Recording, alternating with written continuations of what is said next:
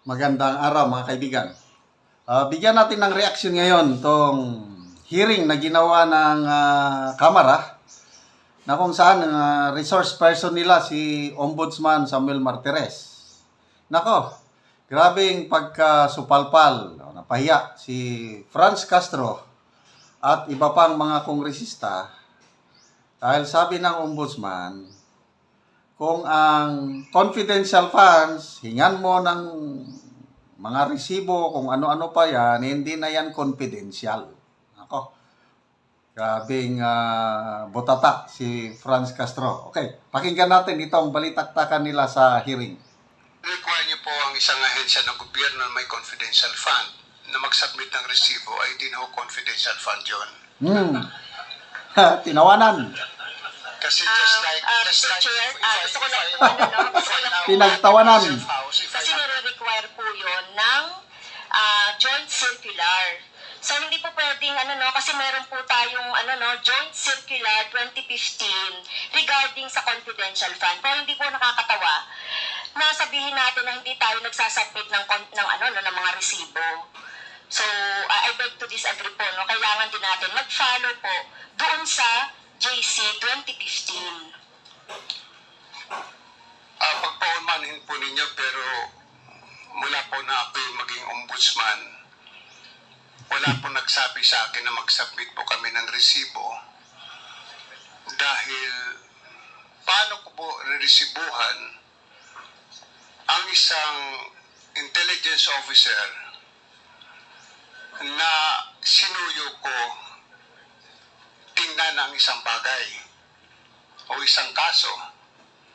Ano yung resibo ilalagay ko? Okay, so, ombudsman na yan yung main agency to investigate graft and corruption. Ang binabato nila kay BP Sara paggamit ng confidential is winaldas. Mismo na ang ombudsman, sabi, paano ko pareresibuhan yung intelligence officer na inutusan ko? Ako mismo, yung 34 years ko sa military service, yan, humahawak din kami kahit maliit lang, confidential intelligence fund. Hindi talaga. As in, wala. It's a matter of trust. Basta importante, may resulta. Malaman namin ang tungkol sa galaw ng kalaban. Bahala na yung intelligence officer. Kaya yung mga ganyan na grabe. So, hindi nila nire-require mula daw ilang taon ng ombudsman si Honorable Samuel Martires. Matagal-tagal na rin. Wala daw nagre-require sa kanya. Bakit si BP Sara lang nire-require? Okay? So, salamat po, Ombudsman Martires. Tuloy natin. Doon. Paano ko ililiquidate sa akin ng intel officer? If I get a safe house, magtataka pa ho kayo, ba't ako kumuha ng safe house? Baka naman yung safe house na yan ay hindi totoong safe house, kundi motel. I mean, I really don't know. But if that is the case, na pag-uusapan po natin, pag-aawayan natin ng confidential fund, then, alisin mo nyo sa budget namin yung confidential fund. Wow! As I said, we can survive. I can continue investigation cases with just as my friends at the ISAF and some other investigation agencies. Madali lang po yun eh. I call my friends in the provinces, I call some police officers in the provinces, I ask them for their support. Kung kailangan mag-utos sila ng tao para i-verify kung totoo ito, din doon po kami gumagastos ng transportation expense ng pagkain ng tao. So paano i-liquidate po sa amin yun? Paano kami mag-release sa submit ng resibo? Napakahirap po yata noon na mag-submit kami ng resibo. Ayan, very real talk itong si Ombudsman Martires. Ganyan din ang nangyayari sa amin.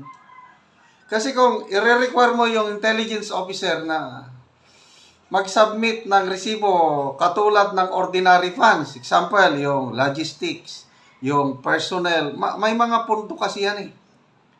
Ayan, pwedeng submit.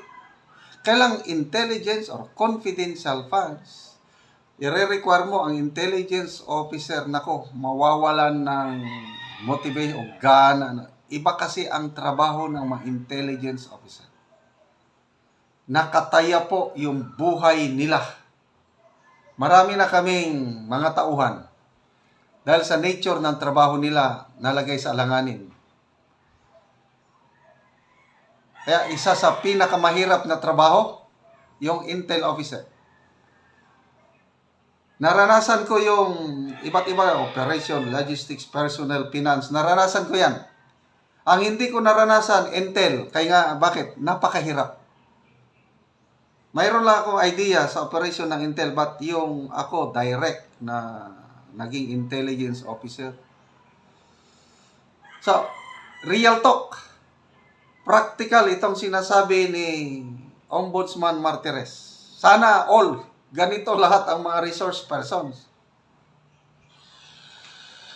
At siguro wala namang papayag din sa amin na intel officer na pag binigyan ko ng 50,000 pesos o i-liquidate mo sa akin, na tuwi sa kanya ng taxi kung siya may, which I did it before, na pinamanmanan ako isang empleyado ng ombudsman, pinasundan ko. Abay, siguro mahihirapan yung intel officer na every now and then may bibigay sa akin yung mga resibo ng gasolina.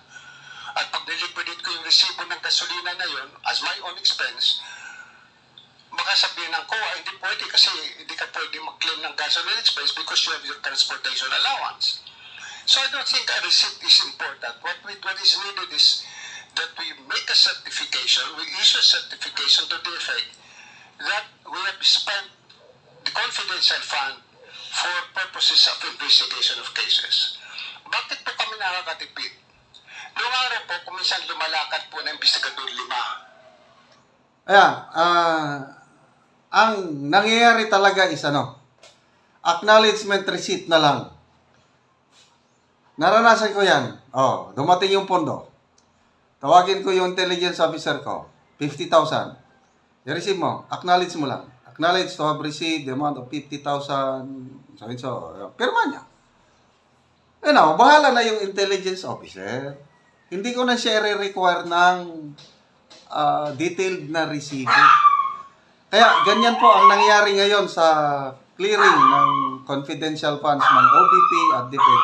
Acknowledgement receipt lang. So, mabuti at lumabas itong video na ito para mas maintindihan natin yung nature ng pundong ito. Confidential funds. Ibang klaseng pundo ito. Yung binawasan ko. Kasi ang ating philosophia, kung kayang gawin ng isang little Indian, yung gawain ng 10 little Indian, bakit hindi pa nga gagawin ng isang little Indian? So just like when I was investigating the case of the onions, mga sibuyas, may isang tao kung pinalalakad o 2. Kung medyo delikado yung lugar na pupuntahan, 3 sila akong pinapupunta. Hey! Yun po ang, pero hindi ko sinasabi sa kanila, bigyan niyo ako ng resibo.